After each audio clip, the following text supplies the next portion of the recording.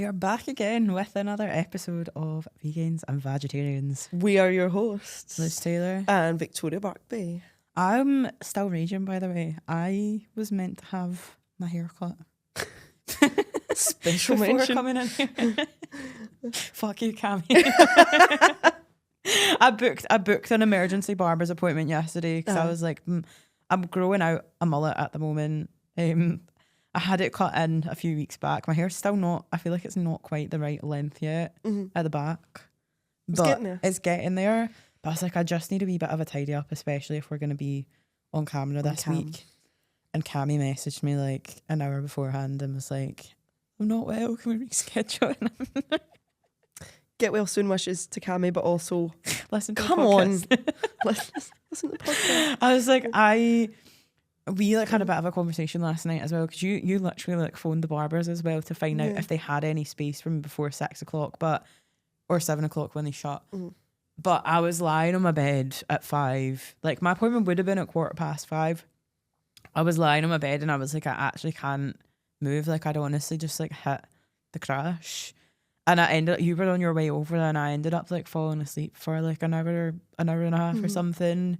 And I like woke up to you like letting yourself in and I was like, yeah, haircut probably wasn't a good idea after all. I'd like to point out I do have a key. I didn't just like make my way in through the window.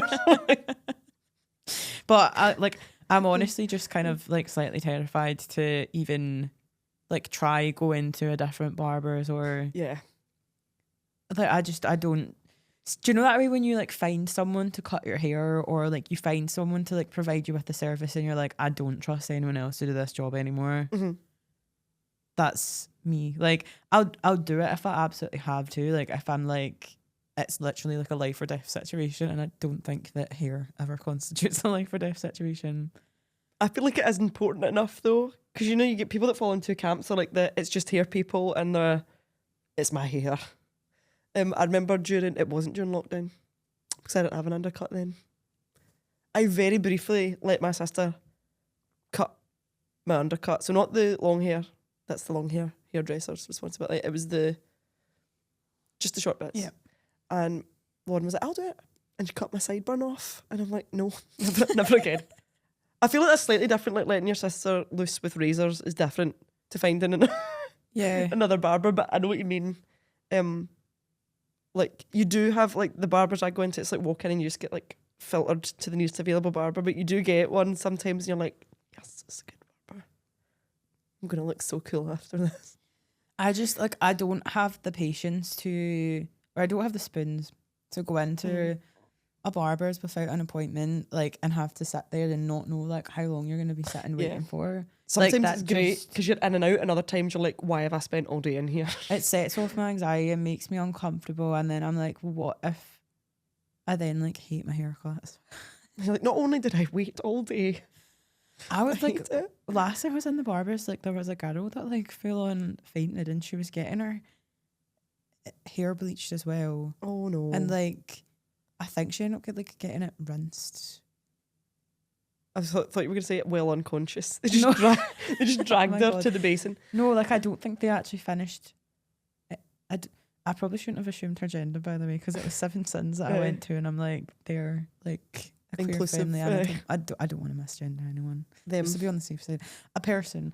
And yeah, they ended up just getting their hair washed like prematurely and leaving early, I think, because I mean, fair enough. Like, I mean, they must have. Would you still want to like sit through a haircut and a bleach if you were on the verge of passing out? Like, I've never personally fainted, but I hear when you come round, you feel awful.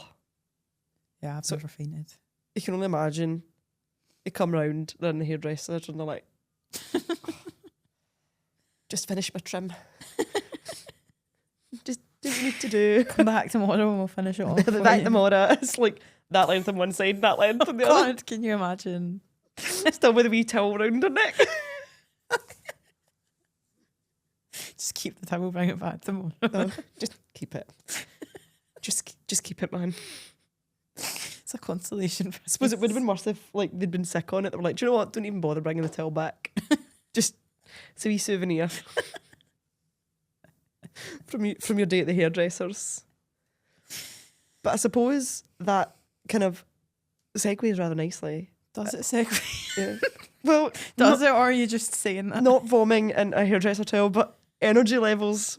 What we kind of wanted to chat about today was, well, it doesn't actually segue when you actually think about it. You are correct. I'm making a bit of an overreach here, but we've been talking quite a lot in the last week because we both inadvertently have written what, when you compare them, is actually an identical Instagram post. But I'd like to point out we were not together when either of us wrote these things. It wasn't planned. It wasn't planned. They were written on different days, and only when we were showing each other our social media yesterday, then we were like, oh, this has all the same points in it. Yeah. It's about the same thing. But it got us thinking about there are really common themes that, so obviously we both focus on different niches, but there are things that all of us come up against. Yeah, so the there's a post lot in of question overlap. was macros, but there's a lot to it. And we were talking about ways we both, the hiccups now because that monster. Other energy drinks are available. I can feel myself needing to burp, and I'm like, Not into the mic. Don't do it. Don't do it. There's a lot of things that we all encounter on our training journeys that, like, it can sometimes stereotypically be, it must be done this way. And if you don't do it this way, it's a failure, when in actual fact, there's loads of other options. Yeah. So this is where I mentioned the segue. For example, if your energy's low, see what I did there?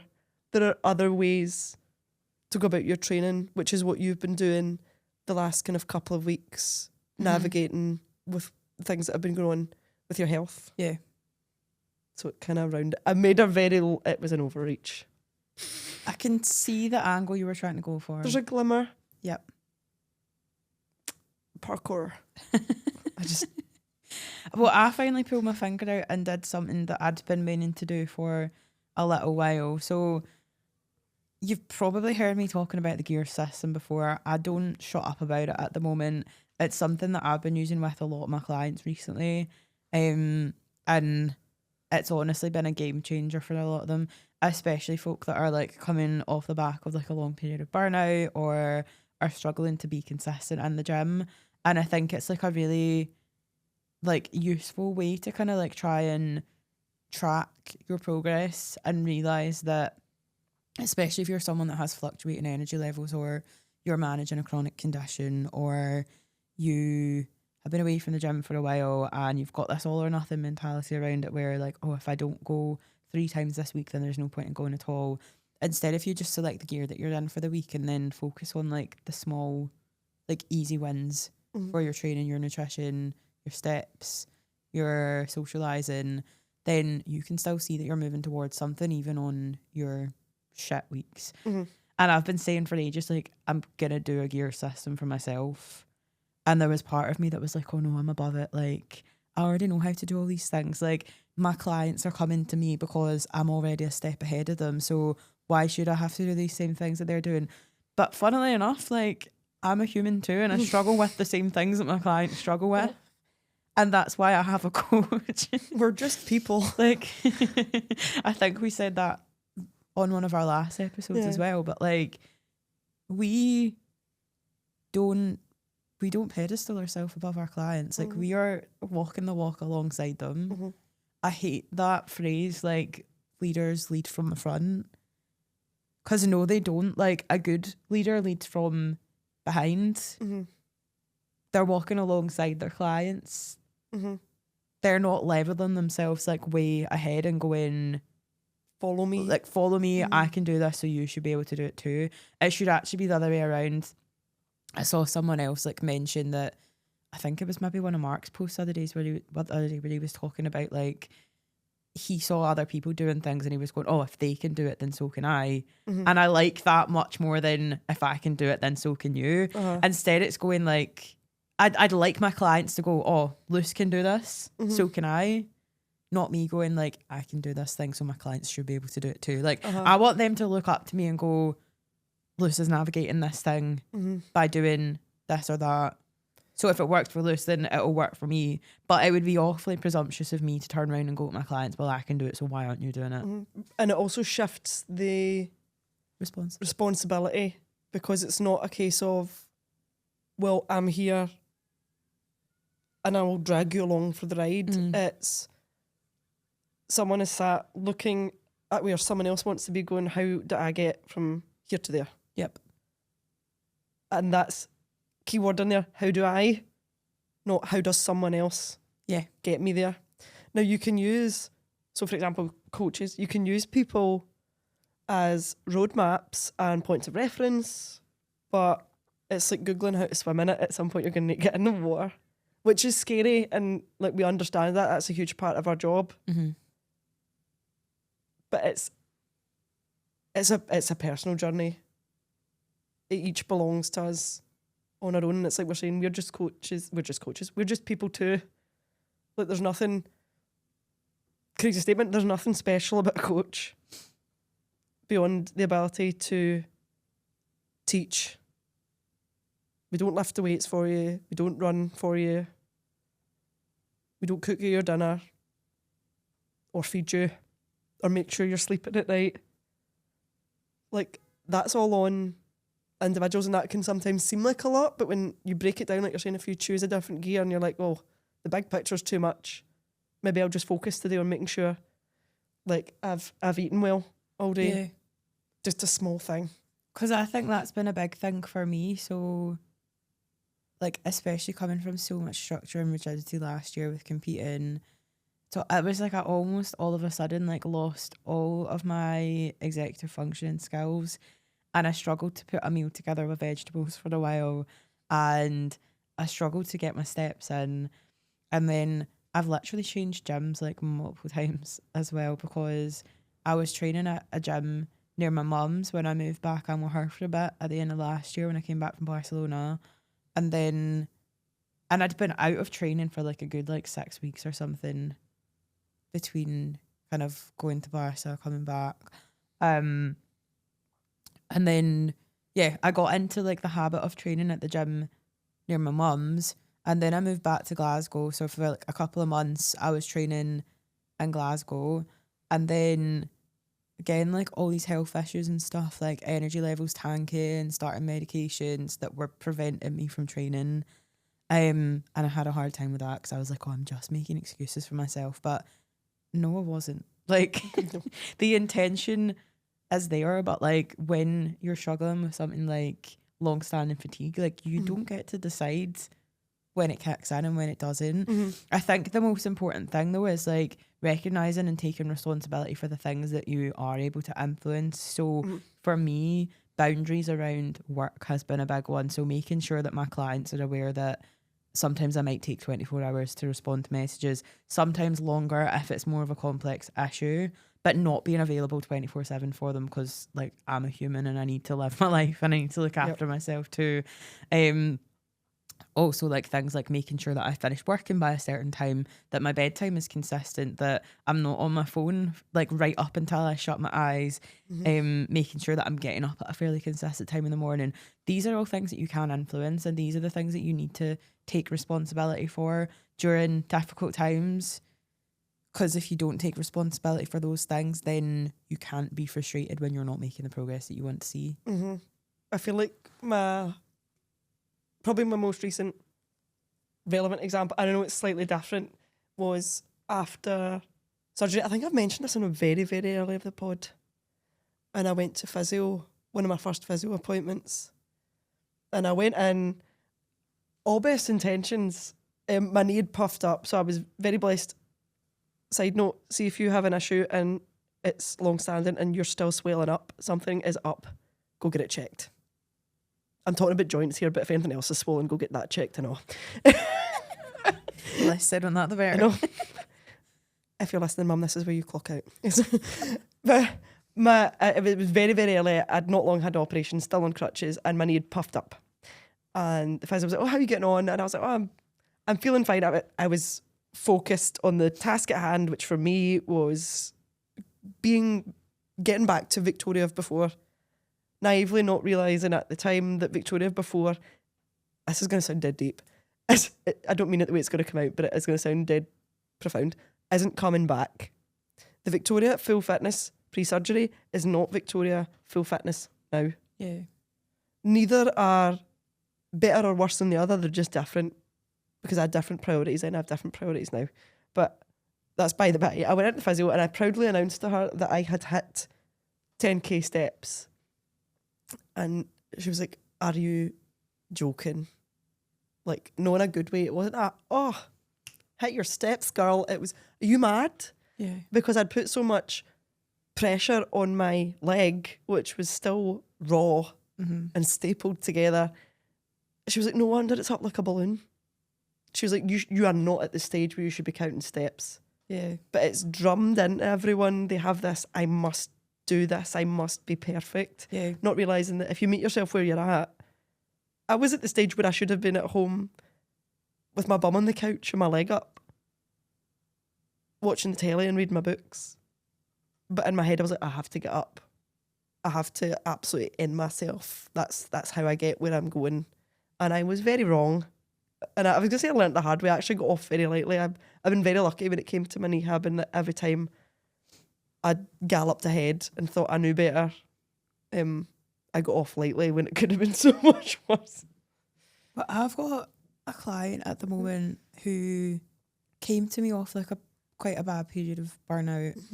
And they had like set some big like strength goals and stuff, and like they were wanting to get back to where they were a couple of years ago when they were in the gym consistently and stuff. And one of the things that's kept coming up for us is that like they are trying to get back to a version of themselves that doesn't exist anymore. So it's like exactly what you've just said, where they've just been setting the bar too high for themselves. So we literally went from, first we were like, let's get a consistent workout in a week, like one workout, 45 minutes to an hour, like just your standard kind of weight, like resistance training.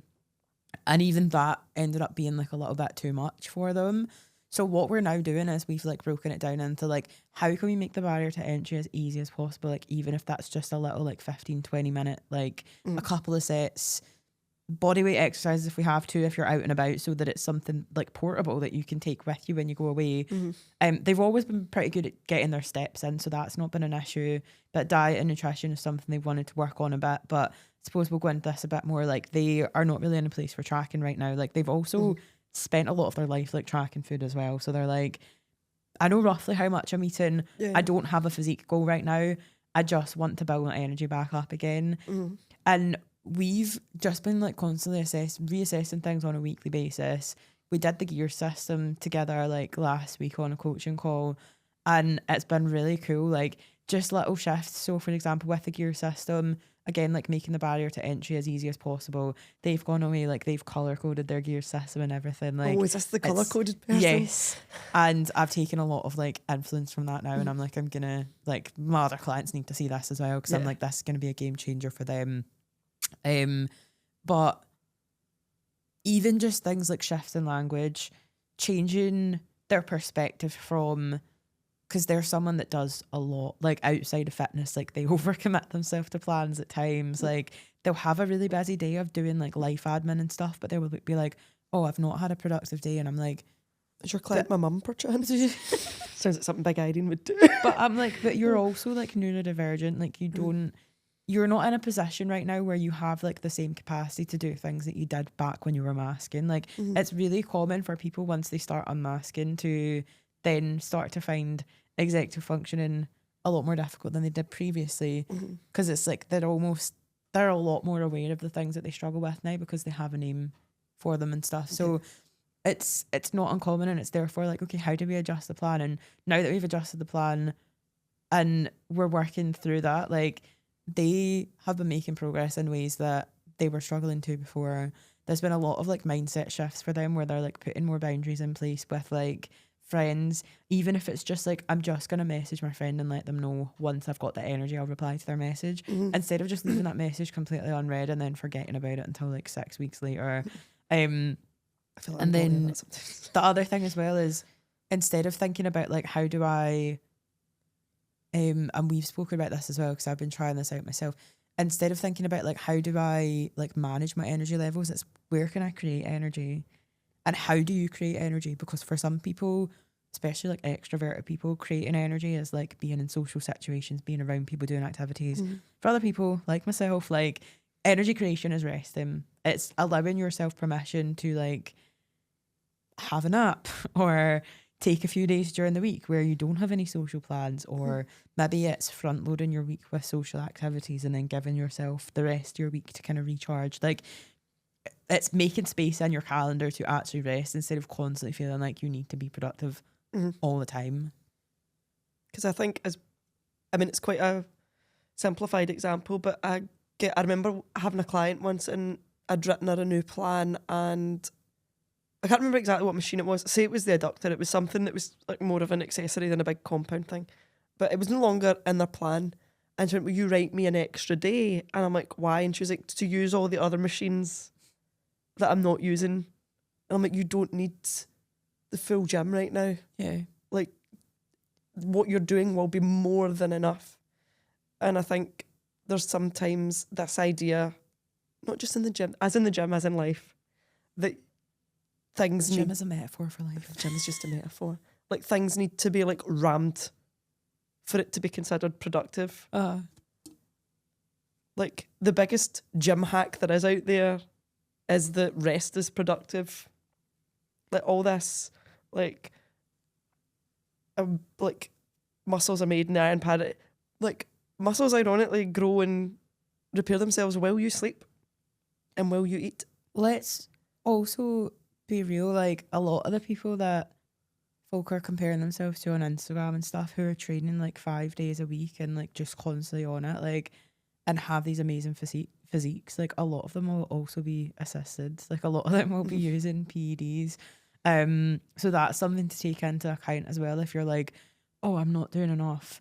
Like, in addition to that, like, a lot of people that like have the time to train like 5 days a week are probably in jobs where they're not working like 9 to 5. And like, don't get me wrong, there are like really good bodybuilders. Like, I know a few people like bodybuilders, people I competed with and stuff, who do have intense jobs, 9 to 5s, kids and stuff, and they are able to train like a bodybuilder. But do you actually think that they have time for like a social life outside? Like, bodybuilding is like their like passion to the point where outside of like their family and their work, they're probably not doing anything else. So I think when you get stuck in that comparison trap, you have to ask yourself, like, is this actually right for me? And is this actually like conducive to my goals? Like, do I like, and you're allowed to obviously want to change your body composition, to lose body fat and stuff. These are okay goals. Like, they're good goals to have, but how much of that do you actually want versus like you want to feel like the person that looks like that? Because you become that person in the process of like losing body fat and building muscle. So if you're so fixated on this end result, you're not actually enjoying the process, then are you doing things for the right reasons? Because no one wakes up overnight and they're jacked.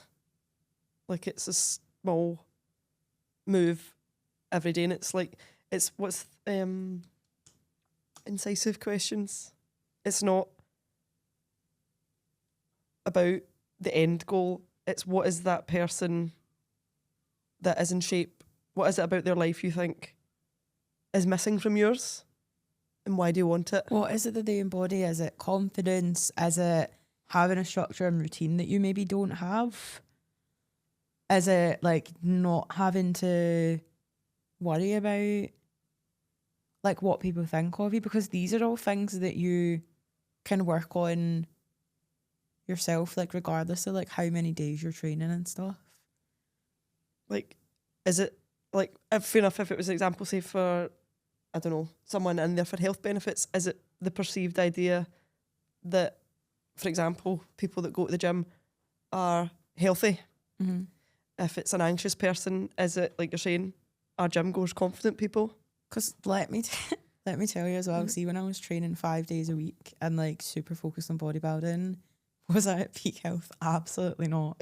Like, I was constantly fucked. Like, I make jokes about this, but like, I feel like I'm still recovering from prep a year later, and I feel as if like a lot of my health issues have probably related to like putting my body under that amount of stress for so long and using bodybuilding as almost like this distraction from a lot of like fucked up stuff that was going on in my personal life.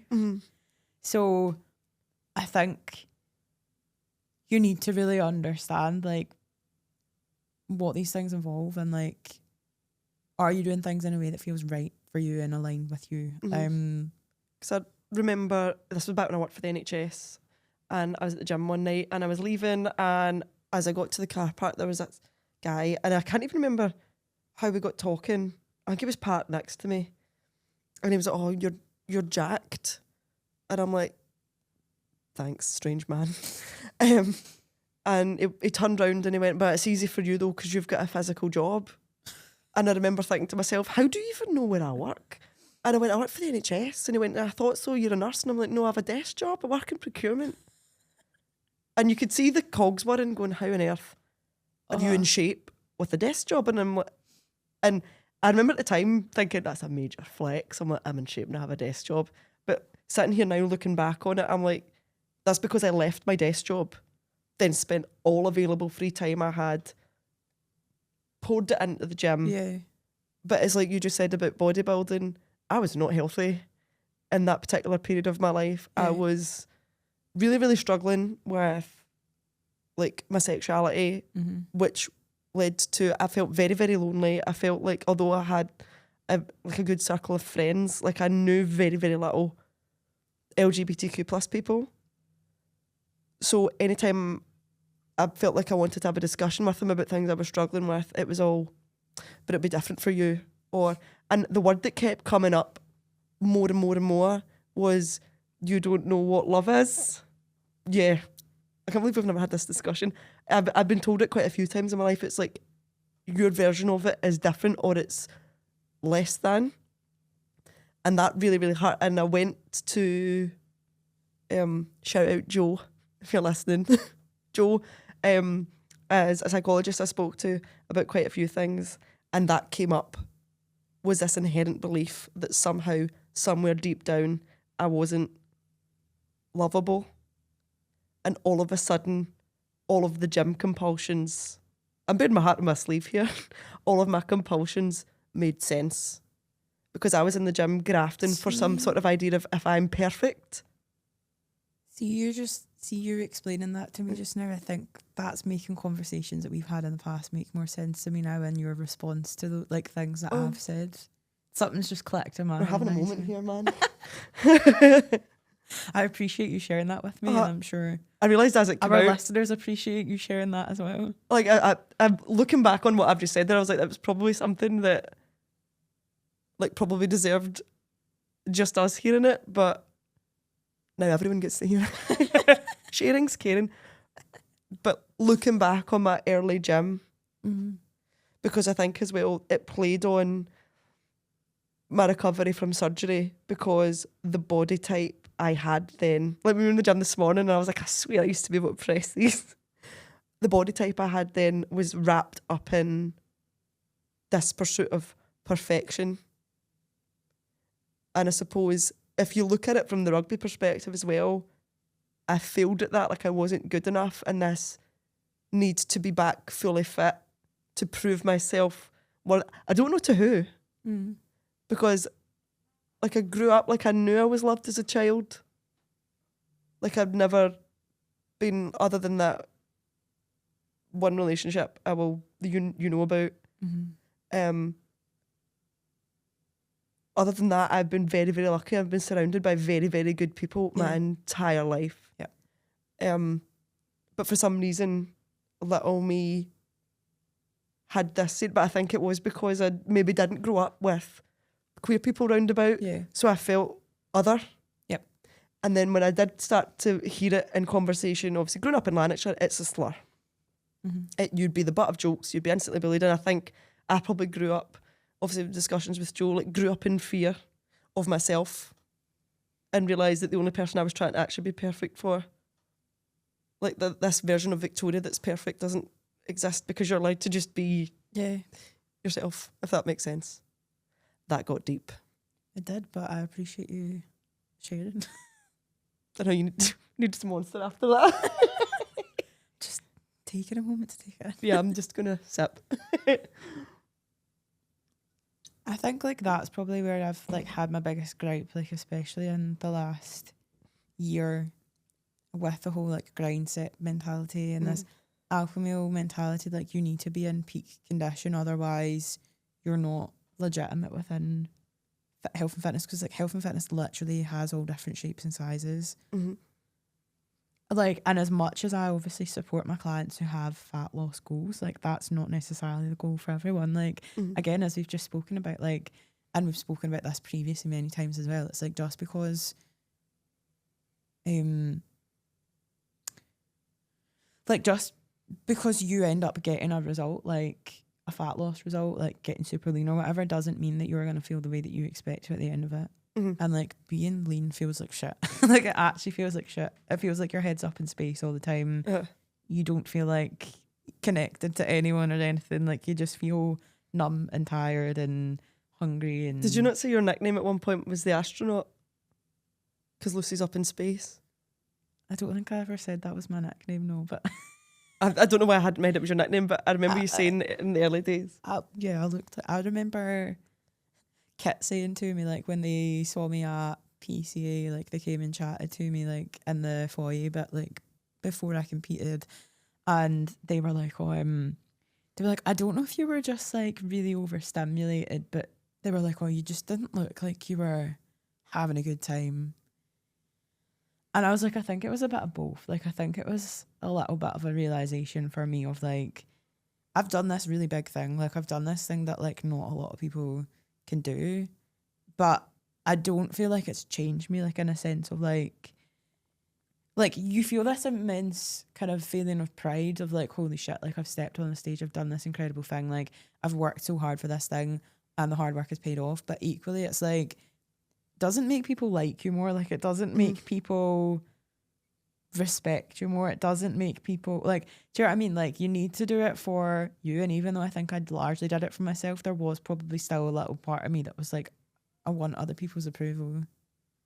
As much as I tried not to let that be the case, there was definitely a little bit of ego in there. I would feel the same about my leg. There was an element of, although it was my own leg to fix, there's an element of I wanted to be able to turn around and go. I think there are a lot of people that like compete as well, and they're like, off the back of this, like everyone's gonna think I'm the shit, and like everyone's gonna sign up to my coaching and stuff. And it's like people do not actually care about your accolades, and if they do, then they don't want to work with you for the right reasons. They want to work with you because they want to look like you, not because they want to think like you. And I want to work with people that want to think like me, not look like me. We want to create a good thinking environment, because you said that to me the other week when I was having the crisis about rugby. And you were like, would you like your clients to give a shit whether you do or don't play rugby? Jen said the exact same thing to me the other day when I was having a wobble about the fact I've been struggling to train recently, and she was like, the fact that you've not been training recently like doesn't impact your ability to coach people.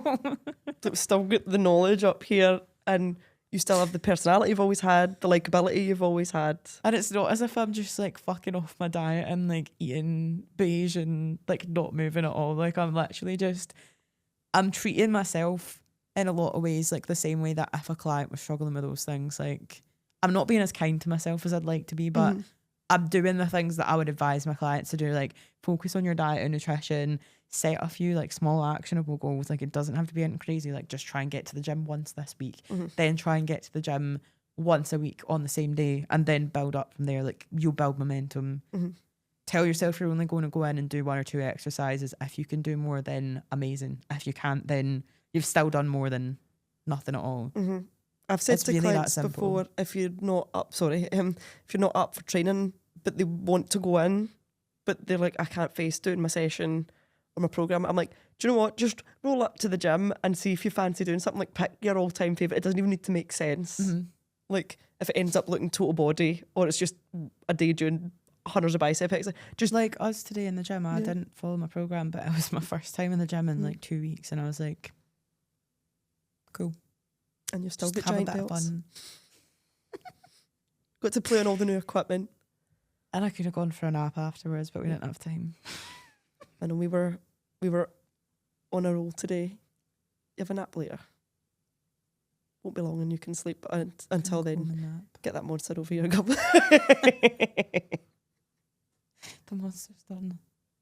What do you make of that flavour, by the way? The new one, the Lando Norris one. Do you know what? Melon. We spoke about it last night, and I was expecting it to be fizzy like the watermelon one.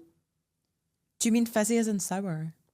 Mm-hmm. Is that what you meant when you asked me? Yeah, because the watermelon one, like when you drink it, it's a bit like as See, my Auntie Jean would have said, you draws the meant- cheeks of your arse together. I thought you meant, is it fizzy as in like, is it fizzy or flat? And I was like, well, it's not flat. Like it's juice texture. It's juice texture. Juice. But it's not like sour melon. It's not sour. like, It's nice. It's like mellow. It's easy to drink. You know, some of them are quite sharp tasting. Like the watermelon. watermelon the white one. one, the green one can sometimes be a bit. Oh The god, strawberry one as well. that's nice. What's the other new one? The one that I've been drinking. The one with all the colours on it. I can't even picture it now. It's the one I want to say. It looks like the Bai flag. It's like blue and pink and Oh yeah, with the bunny rabbits on the can. I was about to say ultra rosa. It's not. It looks like the shade of pink is similar, but it's got blue. What's it called? I like that one. I can't even remember. That one That is was. It's kind of like grapefruity. Is it grapefruit? I think it is. It's some obscure fruit. That's quite. It's quite sour, that one.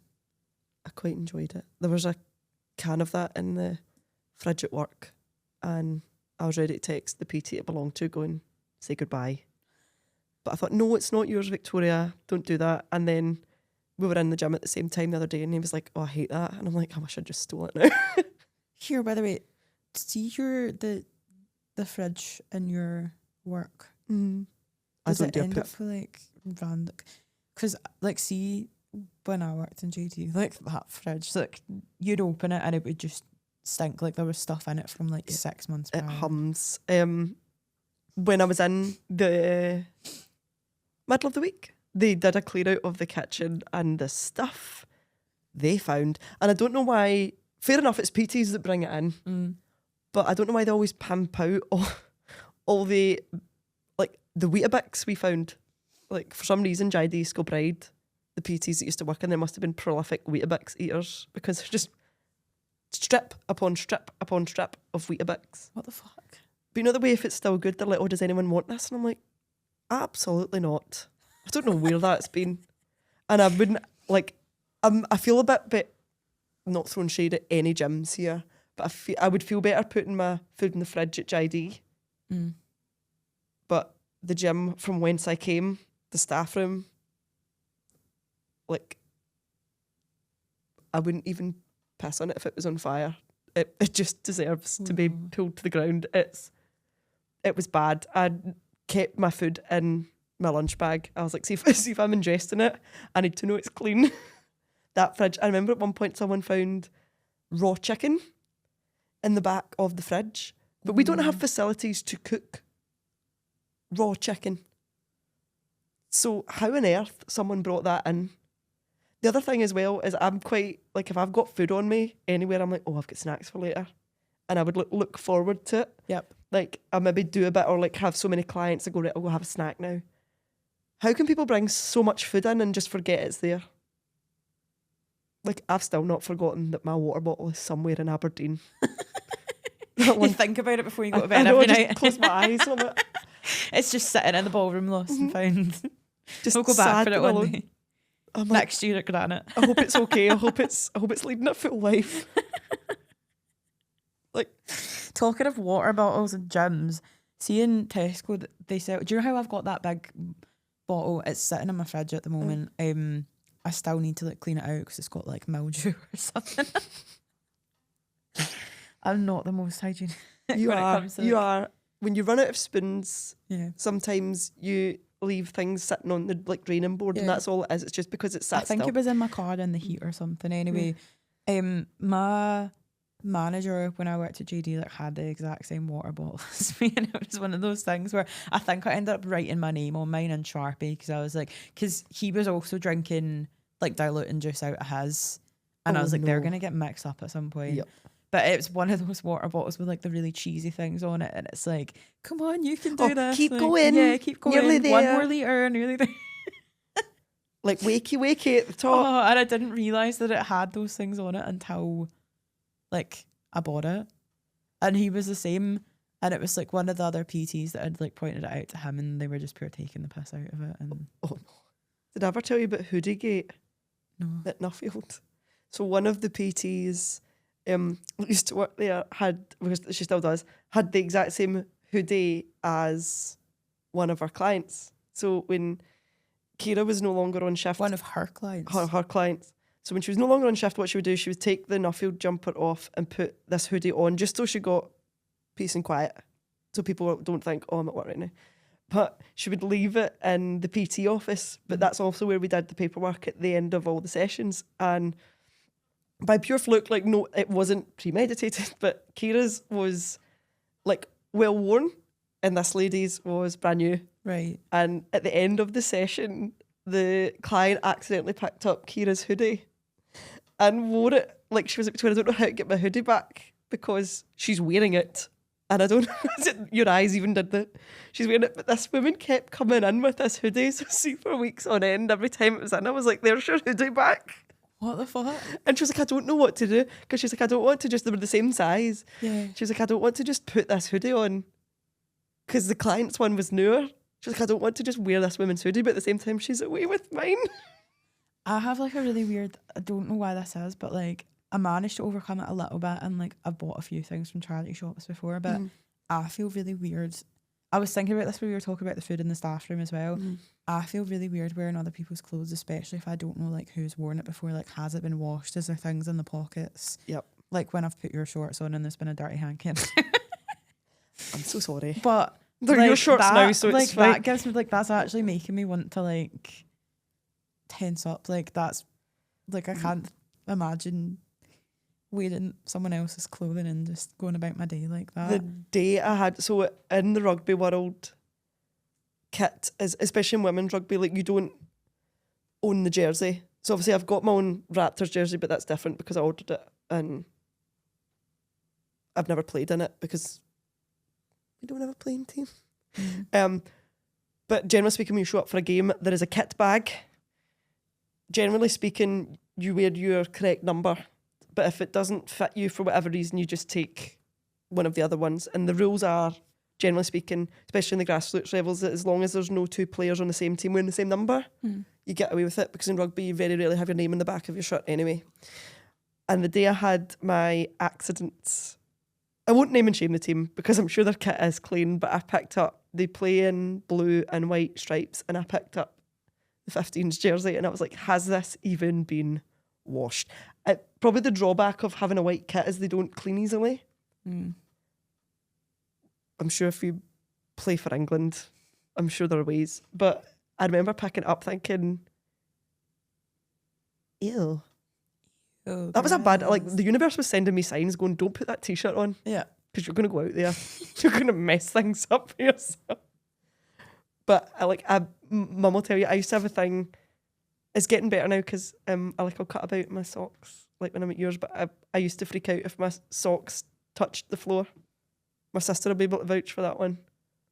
My socks couldn't touch the ground. So did you wear shoes or Slippers or shoes? Sven the shark? So I don't know what it was. I just liked my socks being nice on the bottom, and it really, really irked me if I had to walk on like ground or something like that when I was little. It had to be me that had been in things. Yeah, I feel like I can definitely relate to that with like the clothes thing. Like, they need to belong to me, so I can only apologise for my hankies. I feel like that's tolerable, but see if it was like someone else's hanky that I didn't know, that would just be too far. That's what I hate about my gym shifts at the minute, is see picking up dods of blue roll. See, like the lost and found, like the lost property box, that actually gave me the bulk. Folk would come in, they'd be like, oh, I've lost my knee sleeve, or I've lost my wrist strap, or like I've lost my water bottle. And I just felt so dirty going into that box, and like I could never work in a charity shop. I think that. I got handed like this vest was sodden the other day. None of the other PTs wanted to pick it up, and I'm like, Victoria, can you take? They made me late for legs, bums, and tums. I told you about the boxers that I found in the saunas at JD, didn't I? There was just a pair of boxers sitting in front of the sauna when I was on the clothes, tidying up the gents. Yeah. I don't know how you did that. They would have been straight in the bin. I would have went and got like tongs. Pen. I'll tell people, I'm like, I won't pick that up. I'm going to go get gloves. I don't care what it looks like to other people. I'm not touching that with my bare I hand. think I did get gloves. You really suffered that night. No one should have to go through that in their work. Is there anything else you would like to add on that bum note? No pun intended. No, I think that's a good place to leave things. Leave it like those boxers Leave were it at the left. soiled boxes. Yes. We will leave this episode much the same as that gentleman left his boxers in the sauna. Did they ever come back for them really quickly? Who knows?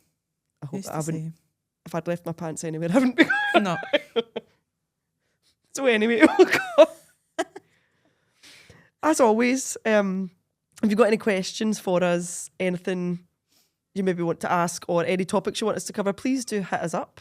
You can grab Luce at tailormadetraining.pt on Instagram. and me at VB the PT. Thank you. We have been your hosts.